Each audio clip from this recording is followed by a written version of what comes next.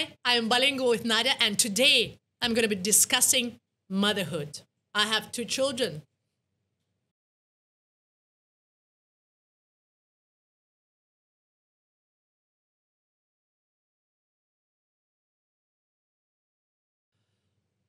I think everyone is way too demanding and asking too much from the mother, or maybe it's my personal opinion. And as I've lived in China for 10 years, I kind of, you know, developed this attitude as a tiger mom. And then it fits my personality. But to be able to go with this attitude, tiger mom, you have to be either very well organized or outsource many things to other the tutors, coach trainers. But I try to do everything by myself, and it's very tiring. It's just draining you off. And then you don't have to be a perfect mother. So that's why we work on this. Do you have to be a perfect mother? And what is a perfect mother? We work with my psychologist to work, to kind of, no, let it go. You don't have to be a perfect mother. What is a perfect mother? Is it a loving mother or a mother who cooks and takes her children to all classes and still fresh and then laughing, watching movies, talking to your husband, and then no, it's not. There's no perfect mother, unfortunately. And then if you feel this way, it's good to have a support as a psychologist, and then put in your description what is a perfect mother, and then maybe cross out some, because I had to go through crossing out many things of that, being on this position. Am I a perfect mother or not? I'm not a perfect mother. I tried my best, but yeah, I want to have some for myself, definitely.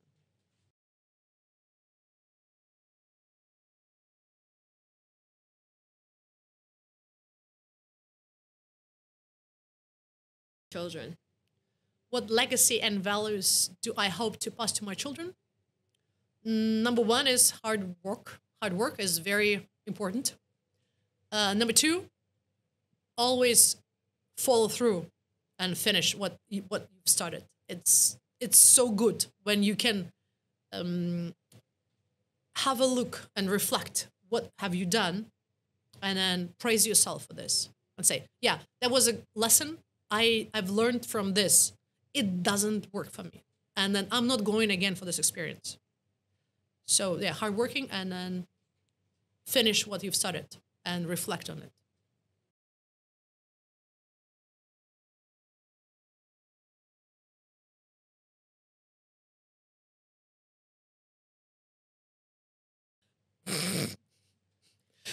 How do I envision my relationship with my children when they grow older, or when I grow older? As they grow older, evolving, how they Uh-huh. evolve.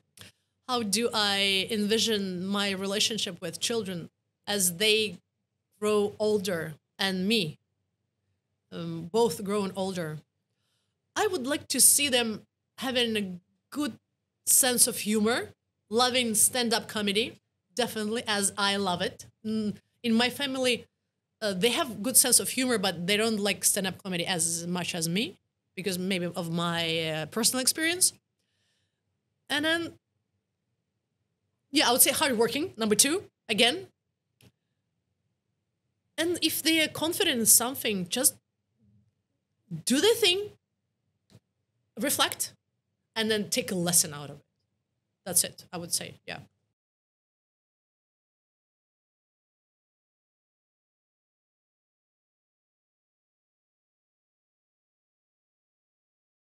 But definitely, I would love to see them like laughing, sharing the time, laughing time, traveling time, exploring time, and asking my advice in case. Yeah, but like this, keep it like this.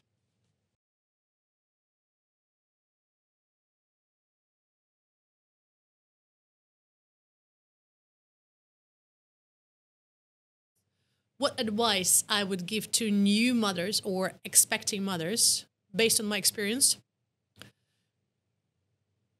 Have a helper in your family, because you will be very busy, and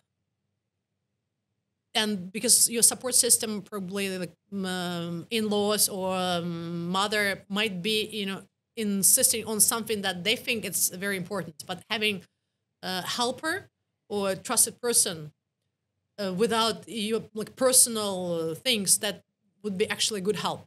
And then keep this.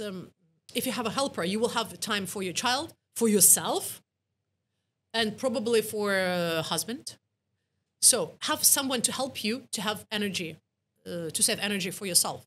And then if you have energy for yourself, then you will definitely be sharing it with others and do not destroy your relationship.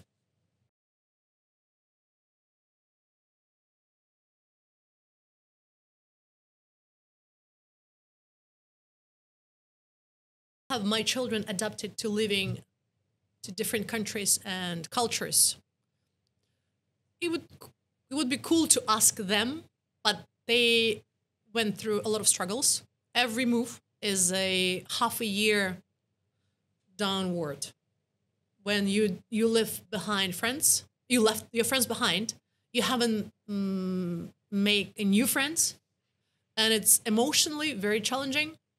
And then with one of my children, I've shared a lot of similar experience. With other child, I didn't, and it depends on the developmental stage and how old are they. If they moving before 6, it's good. From 6 to 9, it's still okay. But even though if you completely change the environment and if your child is 7, you will struggle with culture shock.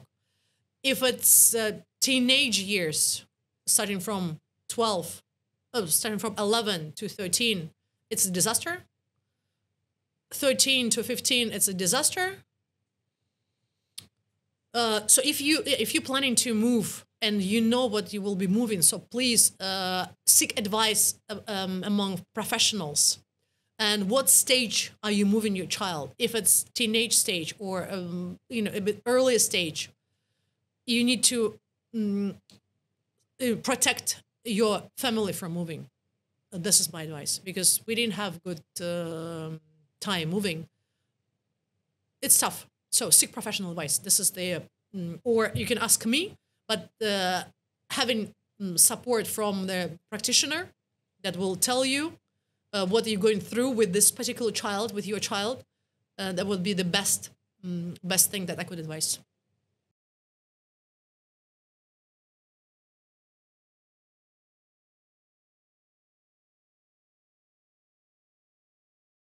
I noticed any unique challenges or benefits raising children in multicultural environment? Yes, plenty. This is the whole life is your challenge and then benefit. Challenge, benefit. Challenge, benefit. When you move country, you challenge many things, friends, cultures, but you at the same time you benefit from it. But how can you benefit from it? You will realize later when you reflect on it. And then it's good to have an adult in your trusted adult in your family that you can express your feelings. If you don't express the feelings and keep them to yourself, it's going to ruin your emotional you and self-esteem. So because when you move countries, you are nothing to people that are new in the country, except, or if you're not moving to international school, which are a good supporter of new students, and you have to have this counselor that you feel comfortable with to express your feelings. Otherwise, you need to take your psychologist with you, or because mom and dad feeling the same emotions, like especially mom, because husband goes to work and mother stays, make sure everything is working for you, like for half a year at least, and then trying to find a job or whatever. So yeah, challenges all the time, benefits. Yes, if you love the country, if you cannot accept it, it's going to stay as a challenge and you will hate it.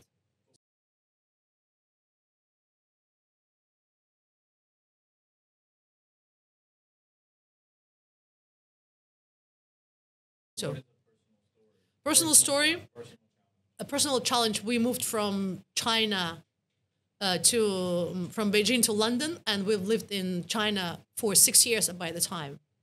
And then I fell in love with China so much, and my ears were tuned into Chinese language. When we moved to London, it was December, and it was so dark. But Beijing was okay. The weather and the sun it was enough. It was enough sun in Beijing, and it was so dark. I couldn't cope with this, and I was crying also in London for half a year probably. because at that time the winter, I mean, it was so long that we've been waiting for summer, and the language that Londoners speak, it was completely different, and then my language wasn't good either, and I I was riding a tube, and then I was just my ears were tuned into Chinese language, and then I saw every person I saw with looking like Chinese person, Asian person. I was like like this. So I was half of my body was cut off because when I moved from China to London, and then it took me, and no, I didn't recover from this. We were like our usual trips were Chinatown, going to Beijing dumplings, eating Beijing dumplings, and then putting shows. And I joined Russian school Azbuka, and I was working there. And then I brought all my Chinese decorations, and we celebrated Chinese New Year, and so everything was like evolving about Chinese culture at that time. So it's up to you if you feel. Some companies don't keep families, international families, for 6 years. I know some international oil companies, you have your 2 years term and then you move on. So you don't root. But if you been rooted and then somebody is like taking you out with your roots, it's very traumatical experience.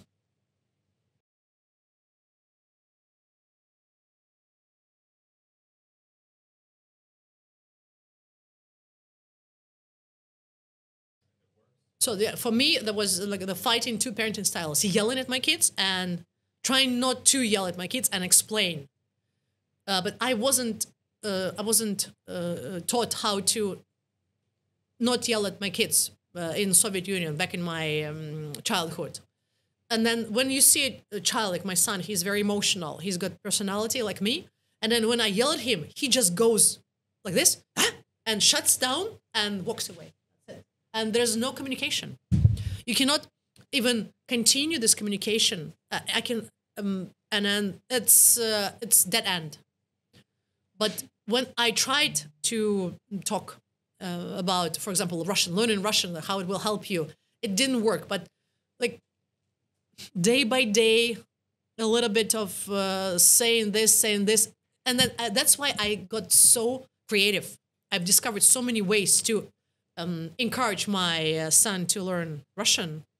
Because of that, yelling didn't work at all. So the creativity, and then investigating into learning how to become a logical parent, not emotional. It's worth your time.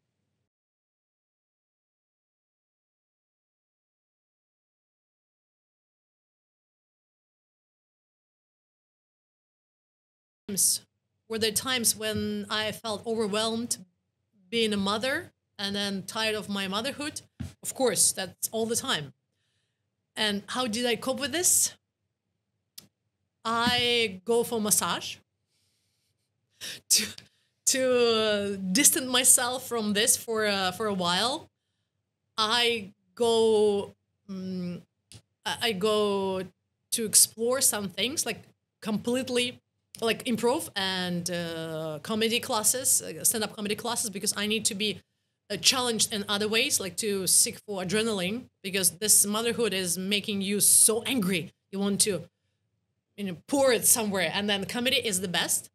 Number three, I discovered comedians, stand-up comedians, and then I found a lot of common between them sharing their experiences and my experience. What else I do? Shout, number four. And then I regret. And then what else? Number five. Talk to counselors and international school, because they are the ones who you can share responsibility for parenting. Have I had specific moments in my life that has deep impact on me as a mother? Yeah, plenty. But the most one is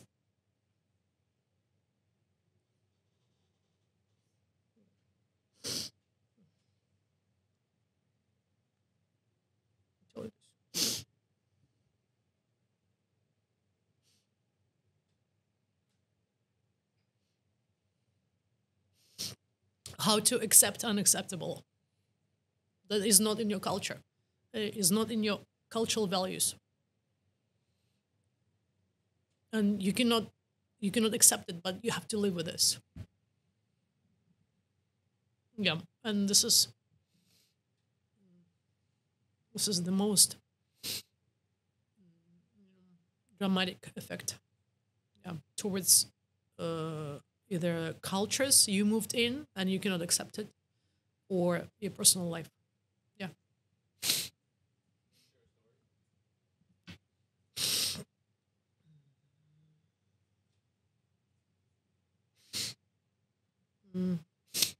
Story. This from my personal experience. When we moved to Saudi Arabia, I had to wear abaya, black abaya, and then I didn't realize it until I tried it on in China, like for fun, and didn't I didn't even put this meaning of this. What are you putting on yourself right now? What are you stepping in right now? It's not just the clothes, it's the culture. So when you move into a place that you cannot accept, it's unacceptable. And then you have to follow the rules.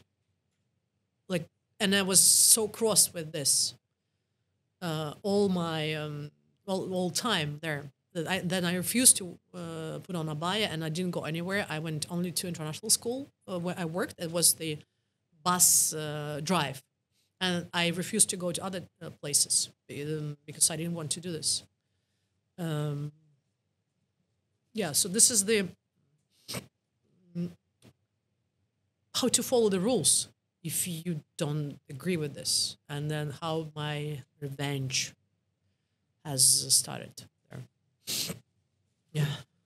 Follow for more. Bilingual with Nadya.